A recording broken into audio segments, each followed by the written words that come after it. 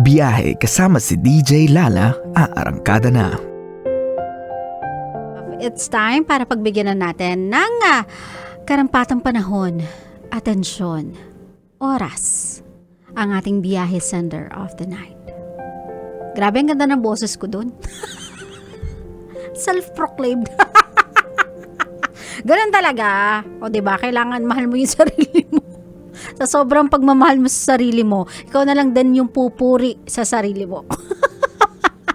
Well, anyway, my love, this one was sent to us over at our DJ Lala Banderas Facebook page. So, eto na nga po ang biyahe ng buhay ni Marie. Hi, love. Magandang gabi po. Ako na naman to. Na naman, so sumulat ka na. Ilang problema ba meron ka? Ayan na. Itago mo na lang po ako sa pangalang Marie. Nalulungkot lang ako, love, kasi pakiramdam ko nasa punto na ako ng buhay ko na wala nang ibang choice kundi tanggapin ang mga consequences ng mga maling desisyon ko sa buhay. Hindi ko po alam kung tama ba na pumayag akong ma-engage ngayong darating na December. Kahit hindi pa ako sigurado. Kasi feeling ko, nape-pressure lang ako sa edad ko. 25 pa lang ako at naiinggit ako sa mga kaibigan ko na may pamilya na, may mga anak na. Sana maliwanagan po ako, love. God bless and more power to your show. Nape-pressure ka sa edad na 25. Ano bang dapat ko maramdaman? May kailangan ba akong maramdaman na hindi ko nararamdaman? Manhid ba ako, naive, insensitive? Pati ko naman nararamdaman yan. I don't feel any pressure right now. Boy Pindot, paano pa akong 27? Paano pa akong 33? Nagtatanong pa kayo? Diba? Pero my love, I mean, kasi at this point in time kasi, my love, ano na yan yung pressure can be mistaken for cold feet, kung tawagin nila. Yung parang unsure ka sa nagiging choices mo. And then, parang masyado ka nag-overthink. You are thinking so many things right now na negative. Pero hindi mo nakikita yung primary reason as to why you said yes when that person asked you to marry him.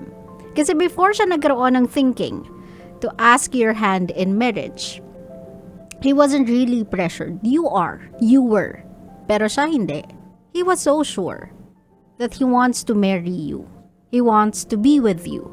He wants to build a family with you. Tas try mo ding isipin, my love, kung bakit ka nagsimulang pumasok sa relationship na to. Why did you say yes sa lalaking to? What brought you here sa moment na to with this guy? I'm sure the reason as to why you said yes is not only it's tempting, it's romantic, but because you've lasted quite some time in a relationship sa lalaking to.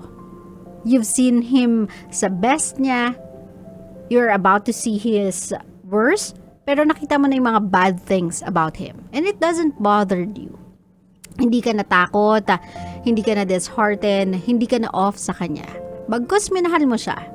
And throughout those months or yung duration ng journey ng relationship ninyo before dito sa engagement part na to, you were so sure na you are with the right person. I think what I'm trying to say is, my love, tanggalin mo yung label aside. Mag-concentrate ka lang sa takbo ng relationship ninyong dalawa. The reasons why minahal mo tong taong to. The reasons why namili ka, pinili mo na manatili sa relationship na to. Because you believe in this guy. And you believe sa pagmamahalan ninyong dalawa.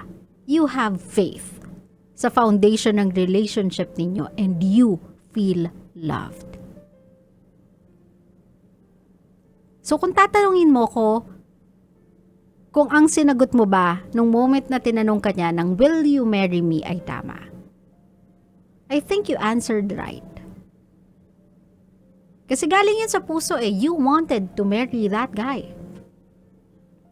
Now yung specifics, logistics, nitong marriage na to, that one is up to you guys. Kasi dito na pumapasok yung pagiging practical sa pagbuo ng pamilya. Hindi naman porkit engaged na kayong dalawa, kailangan magpakasal kayo ora-orada Kailangan bumuo na agad kayo ng baby ora-orada. You can talk about it. Pwede yan maging long engagement Pwede yun, my love. Consensus yan ng dalawang tao kung kailan nila gustong makasal. Gusto lang niya malaman mo na ready na siya bumuo ng pamilya with you. Pero it doesn't have to be now. It doesn't have to be a month from now. It doesn't have to be this year if di mo pa kaya. It can be next year, o diba, 2 years of engagement. Basta pag-usapan nyo sa couple. Kung nape-pressure ka dahil feeling mo kailangan mo nang mag-decide today, talk to your partner. Communication, i-open nyo yan sa inyong dalawa. That's the reason why you have someone in your life na gusto kang makasama habang buhay. That's the perks. One of the perks, actually, of having someone who wants to be with you for the rest of your life. Kasi now you have someone na hindi mo lang romantic partner, a best friend. Diba? Someone to grow old with. Someone to share your plans with. Someone to build your plans with. This is a test. A true foundation of your marriage. Itong engagement part. So if you think you don't want to move too fast, if you think na a year from now or 2 years from now, saka mo palang gustong magkaroon ng sarili nyong anak kasi feeling mo dun ka palang ready, all you have to do is communicate with your partner. I don't want you to ruin something so beautiful just because you are scared. Everybody's scared. Lahat naman tayo takot Takot tayo na yung pinasok nating relationship might not end up the way we want to. And yet sumusugol tayo. Ask yourself why. If the answer is along the line ng sagot na, kasi I know this guy is worth it. Kasi I know this relationship is worth it. Kasi I know this person makes me happy. If yung sagot mo is along the line of those answers, I don't think you made the wrong decision. I think right now, you are just scared. And it's okay to be scared. Kasi alam mo na kung anong meron ka is valuable to lose. So my love, take it easy. Huwag ka masyadong pa-pressure. Pwede mo naman niyang pag-usapan together with your partner and soon-to-be husband. For now, huwag ka masyadong mag-isip. Huwag mong paganahin yung utak mo.